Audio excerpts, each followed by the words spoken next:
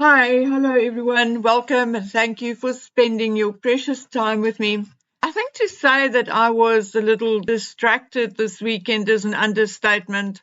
I don't know the people, don't even live in the same country, but I have been totally immersed in the Laurie Vallow Chad Daybell case from way before the children were even found. I think because JJ was only about 2.5 years younger than my grandson, we as a family felt somehow personally invested. Barely a morning went by without my daughter asking me whether the children had been found yet.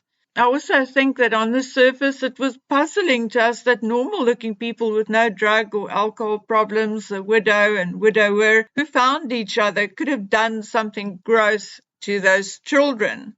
Remember, in the very beginning, it was all about the children being missing, and we did not know the backstory. Initially, I really thought Laurie was hiding the children because Kay wanted JJ back after the death of her brother. But that did not last very long. I don't think a month before I said to my daughter, "Those kids are deceased, likely dropped off in the vastness of the Yellowstone National Park." And although I changed my mind fairly quickly, I guessed all kinds of things, like that they were left at Yellowstone, or that Alex Cox, who was a truck driver and who still seemed to travel between Idaho and Arizona quite a lot, dropped them off along one of his routes. Never in a million years did I imagine that those children were right there under our noses in Chad's backyard. That is, regardless of the fact that the moment I saw Chad and I heard about his quasi-religious books and quasi-religious talks, I thought the man is a womanizer and manipulator, the kind of guy every grandma wants to hug, every mother wants to feed, and every woman wants to take care of. That is, unless you have been bitten by a guy just like him before, then he is indeed a very classic type, and one I certainly don't like, and which gives me the heebie-jeebies. Anyway, regardless of that, I still could not imagine those children in his backyard, nor could I really imagine him killing his wife. For me, he was the type who would have a wife and several mistresses, and because he was such a Teletubby preaching the gospel a la Chad, no one would have suspected him. But there came a point, and I can't say exactly when it was, but there was a point that I knew. Maybe because I remembered sitting in my own car one day thinking, I have to get out of the relationship I was in because it was heading towards a tragedy. He was going to kill me if I wasn't going to kill him, maybe in self-defense or out of fear or anger. I remember how it was possible to love someone for many years, have children, and then come to fear and hate that person at some point, and how those can be the thoughts of someone who can't even kill a spider. I looked at Chad and I saw my ex-husband, who was also a regular churchgoer, womanizer, and manipulator, and I knew. I actually saw Chad put his hands around Tammy's neck and squeezed out of frustration because there had been 2 previous attempts and none of them worked. I heard his thoughts. He was no longer going to wait on puppy dog Alex Cox. This time he'll make sure it's done. Then she woke up and he could not bear her looking at him and he took a pillow. Yes, I know, I have a vivid imagination, but at the same time it was likely close to what really happened.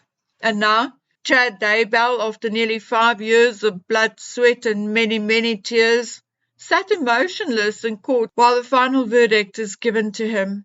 On the charge of murder in the first degree, I sentence you to death.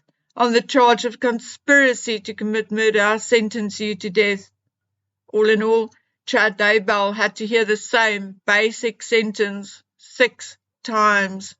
6 sentences of death. A sentence or sentences which places everyone in a position to think, contemplate, and consider.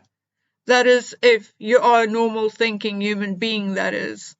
In general, I'm not in favor of a death sentence, But there are exceptions for me, and Chad Daybell is such an exception. You may find this strange, but I place Chad Daybell in the same category as Rex Heuermann.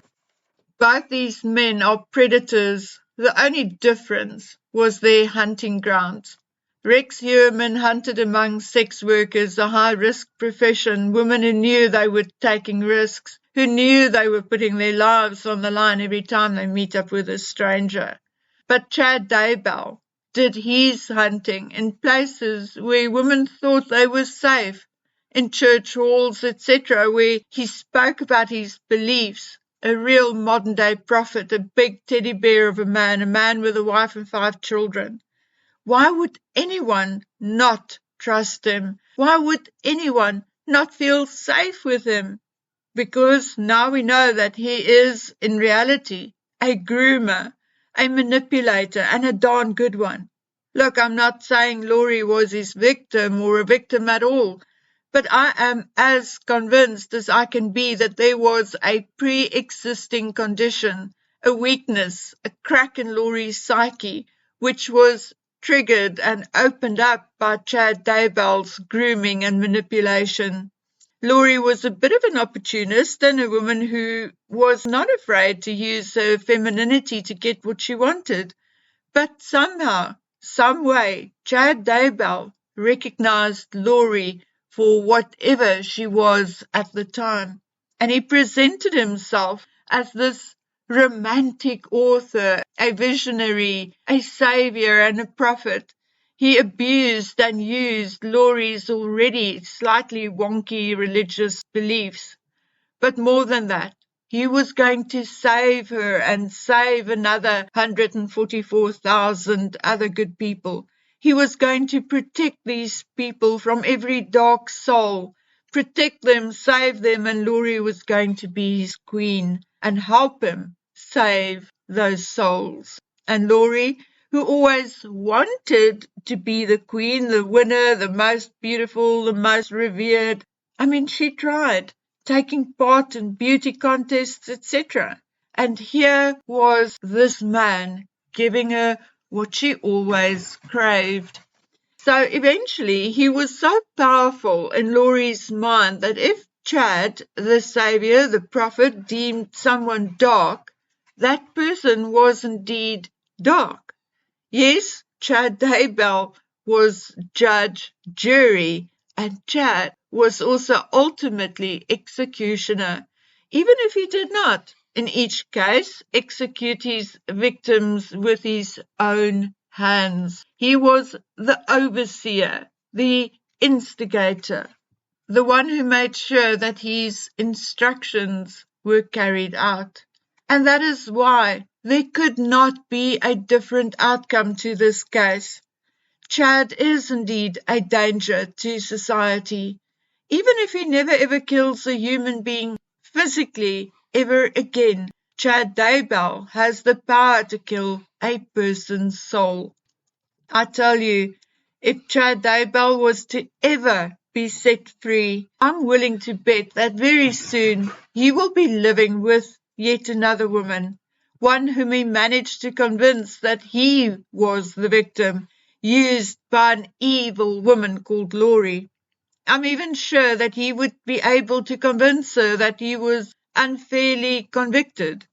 And once he has been taken in and taken care of, he'll start his games again, like with his wife Tammy. He'll be the tortured artist, the author, and she will be the breadwinner.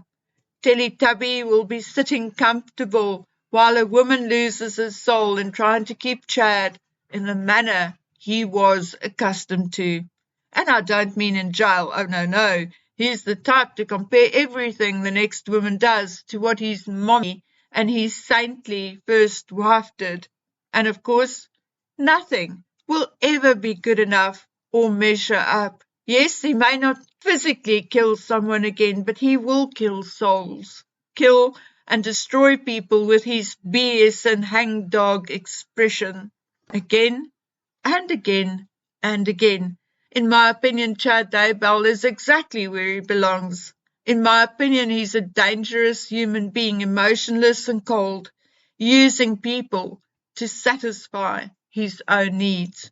And the exact reason why he had no qualms in participating in a murder or then finally committing a murder himself. I'm sure there will be an appeal, but would Chad want an appeal? Or is he enjoying his notoriety way too much? Or maybe Chad wants the drama of the electric chair, to go down a martyr, a man who died for his beliefs. But my friends, don't fall for it. This man is cold and evil. He knew what was happening in his yard. I believe he took part in whatever happened. Remember, he said he shot the raccoon. He did not say a buddy of his shot the raccoon. Anyway, these details do not matter anymore. Chad Guy Daybell is where he belongs.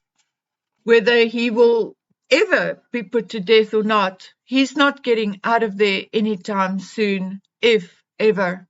Okay, now this week things are almost returning to normal in my home, so I'm going to try and catch up on the schedule I set for myself on this channel.